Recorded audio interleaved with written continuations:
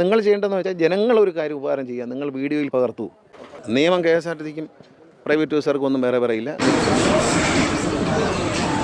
അതായത് കേട്ടല്ലോ, അതായത് ഗവൺമെൻറ് ബസ്സിനോ അല്ലെങ്കിൽ എന്ന് പറഞ്ഞിട്ടുണ്ടെങ്കിൽ പ്രൈവറ്റ് ബസ്സിനോ സെപ്പറേറ്റ് ആയിട്ടുള്ള നിയമങ്ങളില്ല. ആ നിയമങ്ങളില്ലാത്ത സമയത്ത് തന്നെ ആ നമ്പർ പ്ലേറ്റ് ശ്രദ്ധിച്ചോ. അതായത് മോട്ടോർ വെഹിക്കിൾ നിയമപ്രകാരമായിട്ടുള്ള വ്യക്തമായിട്ടുള്ള നമ്പർ പ്ലേറ്റോ പഞ്ച് ചെയ്ത നമ്പർ പ്ലേറ്റോ ഇല്ല ഉള്ളത്. അതേപോലെ തന്നെ പൊല്യൂഷൻ സർട്ടിഫിക്കറ്റ് എന്ന് പറയുന്നത് കാലാവധി എന്ന് പറയുന്നത് 2024 കഴിഞ്ഞു. 2024 പൊല്യൂഷൻ ടെസ്റ്റിൻ്റെ കാലാവധി കഴിയുമ്പോൾ അതായത് ഒന്നെന്ന് പറഞ്ഞിട്ടുണ്ടെങ്കിൽ പ്രകൃതിക്ക് ദോഷകരമായിട്ട് ഈ വാഹനം ഓടുന്നു. അതേപോലെ തന്നെ മൈലേജ് കാര്യങ്ങൾ കുറയും.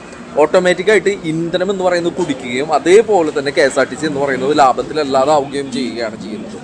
അതായത് പഞ്ച് ചെയ്ത നമ്പർ പ്ലേറ്റ് ഇല്ല. അതേപോലെ തന്നെ പൊല്യൂഷൻ സർട്ടിഫിക്കറ്റിൻ്റെ കാലാവധി കഴിഞ്ഞതിന് ശേഷം ഇപ്പോഴും നിരത്തിൽ ഓടിക്കൊണ്ടിരിക്കുന്നു.